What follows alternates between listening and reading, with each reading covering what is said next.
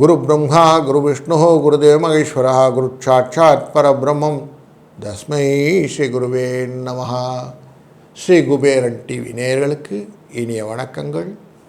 இந்த வார பலன்கள் அப்படிங்கிற தொடரிலே 3ஆம் தேதியிலிருந்து 9ஆம் தேதி நவம்பர் வரையிலான காலகட்டங்களிலே ஒரு ராசிக்கும் எப்படி பலன் இருக்கிறது என்று தொடர்ந்து காண்போம்.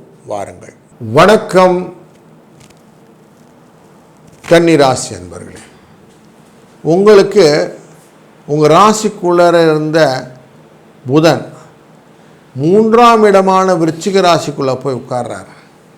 இந்த விருச்சிக ராசியில் செவ்வாயுடன் சேர்ந்து அமர்வது குருவினால் பார்க்கப்படுவது அப்படின்னு பார்க்கிறோம். இந்த 3ஆம் இடம்னாலே முயற்சி, தைரியம், தன்னம்பிக்கை அப்படின்னு சொல்லுவோம். அப்படிப்பட்ட இடத்துல புத்தி அப்படிங்கிறவர் போய் உட்காரும்போது செவ்வாயுடன் சேர்ந்து உட்கார்ந்த போது தான் கொஞ்சம் கன்ஃபியூஷன் ஆறுது. அப்போது அங்கே பணம் வரும், ஆனால் புத்தி குறைஞ்சிரும் அப்படின்னு எண்ணத்தை கொண்டு வாங்க. 2ஆம் இடம் அப்படிங்கிறது 12க்குரிய சூரியன் அமர்ந்திருக்கக்கூடிய துலா ராசிக்குள்ளே சுக்கிரனும் சேர்ந்து அமர்ந்திருக்கிறார். சுக்கிரனும் சூரியனும் சேர்ந்து அமர்ந்து விட்டால் லக்ஷ்மி கடாட்சத்தை கொடுக்கக்கூடிய சுக்கிரன், சூரியனானவர் மனத்திலே கவலை கொடுக்கக்கூடிய குடும்ப நிலையை வைத்து கொண்டிருப்பார். எவ்வளோ கொடுத்தாலும் போரலன்னு சொல்கிறாங்க சார் அப்படின்னு ஒரு விசனப்பட வேண்டிய சூழ்நிலையும் உண்டு.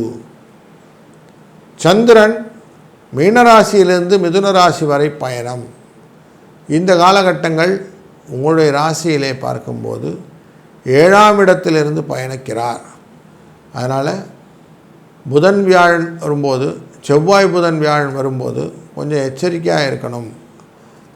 அங்கே அஷ்டமத்தில் இருக்கக்கூடிய சந்திராஷ்டம எஃபெக்டும் இருக்கும் அப்படிங்கிறதும் 9, 10 அப்படிங்கிற இடத்துல வர்றதுனால தொழிலிலே சில மாற்றங்களும், உங்களுடைய ஐடியாஸுக்கு ப்ரையாரிட்டியும், அதனால் பாராட்டுகளும் வார கடைசியில் கிடைக்கும். ஒரு நல்ல ரெகக்னிஷன் கிடைக்கணுன்னாக்க அதிகமாக எஃபர்ட் போடணும். அந்த எஃபர்ட்கான விஷயங்கள் எல்லாம் ரெசிப்ரோகேஷனாக உங்களுக்கு பலனாக மாறும். அந்த ரெசிப்ரோகேஷன் கிடைக்கக்கூடிய சூழ்நிலையை இந்த வாரம் சந்திரன் என்ற மனோகாரகன் ஏற்படுத்தி கொடுப்பார். அதனால் மனசில் எக்ஸ்ட்ராவாக சந்தோஷம் வருவதற்கான வாய்ப்புகளும் உண்டு. உங்கள் ராசியிலிருந்து 5ஆவது இடமான பஞ்சமஸ்தானம் என்கிற கும்பராசிக்குள்ளர சுகஸ்தானம் அப்படிங்கிற இடத்துல ராகு உட்கார்ந்துருக்கிறார்.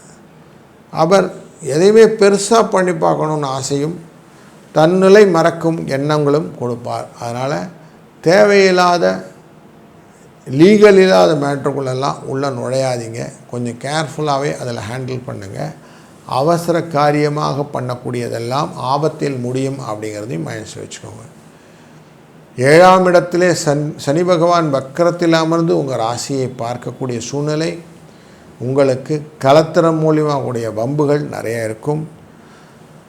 அந்த ப்ரெஷர் கொஞ்சம் ஜாஸ்தி தான் இருக்கும் அப்படிங்கிறத இன்னெவிட்டபிள் அப்படிங்கிற வேர்டோடு முடிச்சுக்கலாம்.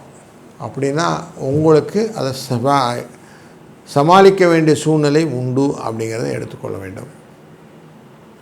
இந்த நாளில் அன்னாபிஷேகம் என்கிற 5ஆம் தேதி என்று பௌர்ணமி.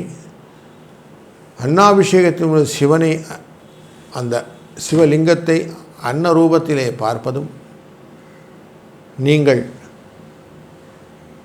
சங்கடஹர சதுர்த்தி 8ஆம் தேதி அன்று சங்கடங்களே எல்லாம் விளக்கி கூடக்கூடிய விநாயகப் பெருமானை வணங்குவதும், உங்களுடைய மனசில் இருக்கக்கூடிய கஷ்டங்களையும் பாரத்தையும் இறக்கி வைப்பதற்கு ஒரு சுமைதாங்கியாக எடுத்துக்கொள்ளுங்கள். அதிலே நல்லதொரு பலன் கிடைக்கும். வாழ்க வளத்துடன். ஸ்ரீ குபேரன் டிவியை பார்த்தமைக்கு நன்றிகள். மேலும் இது போன்ற தகவல்களை தெரிந்து கொள்ள ஸ்ரீ குபேரன் டிவியை சப்ஸ்கிரைப் செய்யுங்கள். மறக்காமல் பெல் ஐக்கானை கிளிக் செய்யுங்கள்.